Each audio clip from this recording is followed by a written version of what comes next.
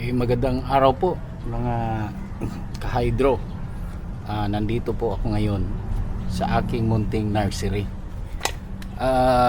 Nandito lang po yan sa bahay. At ito na yung nagsisilbing trial area ko, kung saan kung meron akong mga experiment ay dito ko po ginagawa. Ito lang kasi yung spot na naaarawan siya ng 6 hanggang 7 oras. So papakita ko, marami ang nagtatanong, nakikita kong mga tanong, bakit daw yung lettuce ay tama naman sa edad pero bakit parang maliliit pa rin.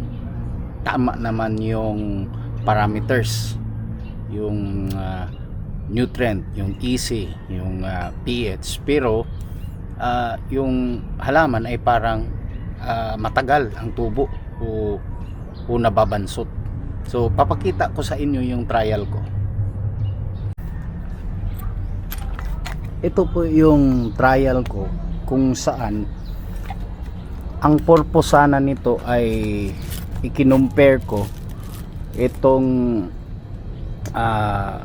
dalawang sektor na ito sa dalawang treatment. Una, itong dalawang cluster na ito ay full strength ng nutrient solution, which is 1.2 yung EC. Samantalang itong isang ito ay half strength. So yun sana yung experiment na ginagawa ko hanggang sa pag-harvest, kung tutuloy ba itong half strength at i-compare ko doon sa full strength. Pero ito yung nangyari. Ito ay 26 days old na ngayon. Pero kung titingnan po natin yan, ang liliit nila. 4 na araw na lang pwede na sana tayong mag-harvest, pero parang ito ay nasa 18 days pa lamang. So ang nangyari, unahin natin itong experiment. Ito ay half strength ng NutriHydro CFF fruit bearing. Ito ay around 600 0.6 EC. Ito naman ay 1.2 yung EC niya.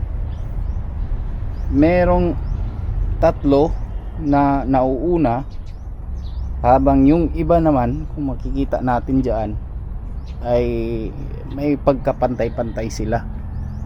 At saka itong half strength, nakita ko sana ito na may potential.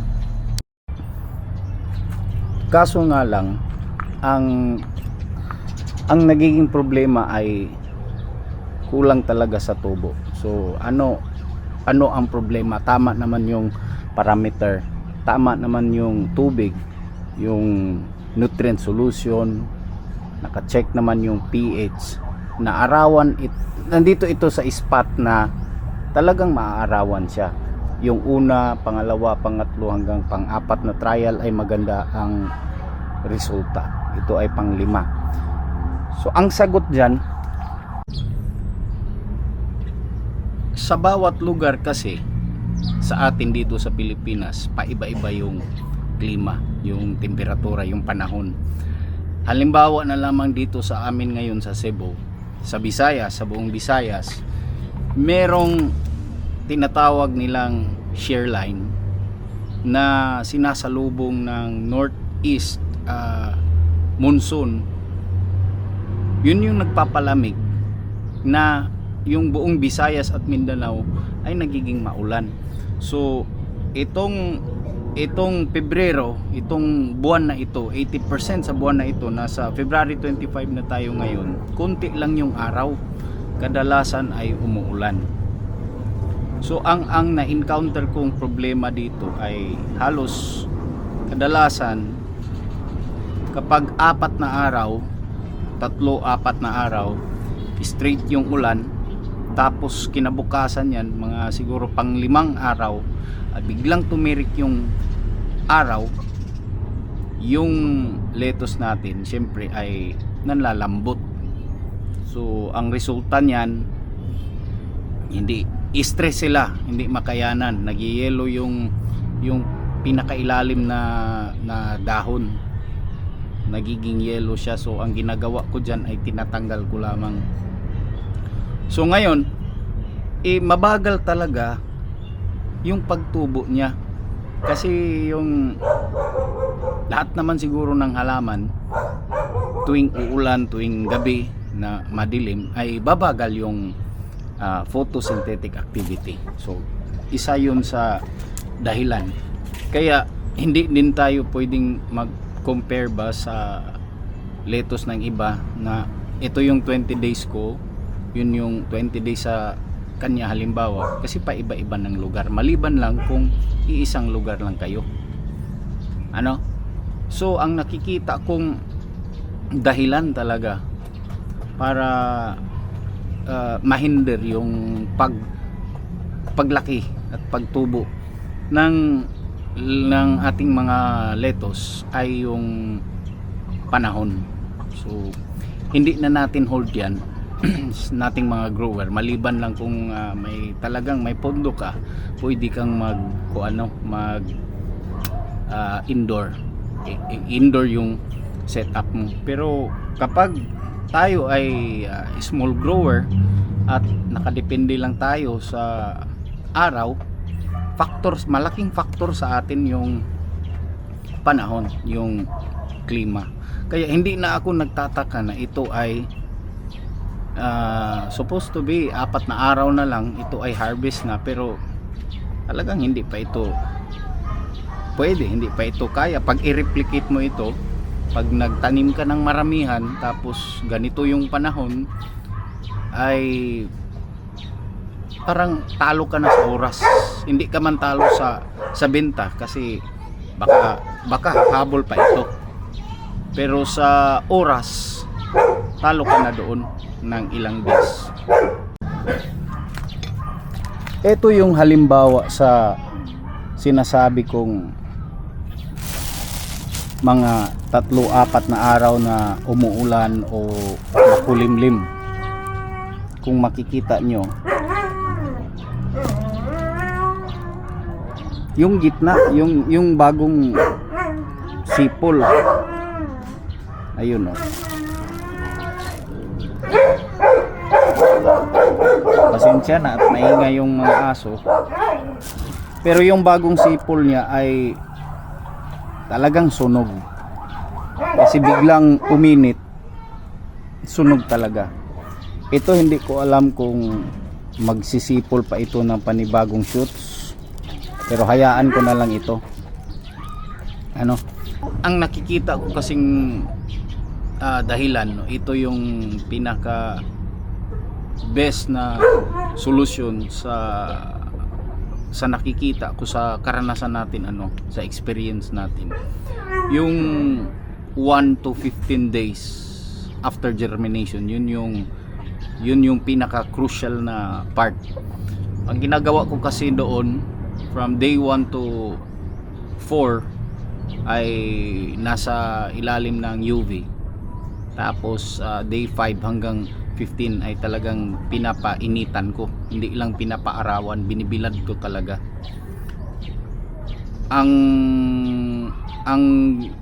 nakita ko doon ay talagang yung hardening nila, lalakas sila. So after ng transplant, halimbawa paiba-iba na yung panahon, hindi sila maaapektuhan, tuloy-tuloy ang tubo nila. Ito kasing batch na ito ng trial natin, magmula noong pag-germinate hanggang sa pag-transplant, yun na yung panahon. So nagiging na siya, nagiging makulimlim at nagiging tag-ulan dito sa amin sa Cebu. So talagang hindi siya na-harden. Pero yung mga dati kong trial Talagang binibilad ko talaga yung seedlings ay matitibay sila. So doon sa seedling stage ay yun yung pinaka importante na part, kasi after transplant tuloy-tuloy naman yan, wala na yung problema. Monitor na lang tayo doon sa pH natin, maliban lang kung yung mga malalaking grower na malalaki yung mga greenhouse nila, nakokontrol nila yung humidity. Pero kung katulad natin, mga maliliit na grower lang, siyempre nagre-rely lang tayo doon sa panahon. So hindi natin mai-compare yung tubo ng lettuce natin sa iba. Kaya yung iba nagtataka, hindi nagtataka, yung iba kasi nagtatanong kung bakit sa akin maliit. Tama naman yung ginagawa ko. So yun yung factor, yun yung tandaan natin. Yung 2 araw, 3 araw straight na ulan o yung makulimlim, tapos ika-4 na araw ay biglang bumulusok yung araw. Matagal na kami sa lettuce sa highland, pero sa soil iyon ganito rin ang mangyayari. Lalo na kapag itong buong araw uulan, tapos kinaumagahan biglang tirik ang araw, yung lettuce namin dyan ay talagang swerte na lang kung tutuloy pa. Pero sunog talaga lahat yun. Natutunaw sila dyan. So yun lang, sana ay potential naman sana ito. Ito yung Nutrihydro CFF root bearing. Hindi naman ako gumagamit ng yung sa leafy. Ito ay fruit bearing. Kasi bakit? Kasi minsan gusto kong magtanim ng okra, ng pipino. Kaya isang solusyon lang, nutrient solution lang ang ginagamit ko. Of course, syempre meron din tayong yung Epsom salt at saka yung calcium nitrate. So again, yun ay nauuna. Hindi naman kalakihan yan. Yung iba ay maliliit, hindi talaga pantay-pantay, pero magkakasama sila. Itong isa ay malapit na atang mamatay, o hahabol pa ba yan? Dito wala na. Ito naman hindi tumubo. Pero ito may potential ito. Itong half strength ng CFF Nutrihydro. Ito naman yung full strength. Kasi yung experiment natin dito, kapag ito ay nag-succeed yung half strength, talagang tipid tayo dyan. Isipin mo ay halimbawa 1.6 ml per liter yung ratio ng nutrient solution to tubig natin, magiging 0.8 na lamang. At saka yung tubo naman, ayun So yun lang po ang may advice ko lang, ay dito talaga nagsisimula. Ayun, meron ako doon bago, tapos yun at saka ito ay same batch, pero lahat sila, walang pili ay nag tip-borne, nasusunog sila. Hindi ko na lang ito itapon, hayaan ko na lang, tingnan natin kung sisibol pa ba siya, kung kaya niya. Kung hindi na niya kaya, ay yung isa na lamang para sa experiment 2.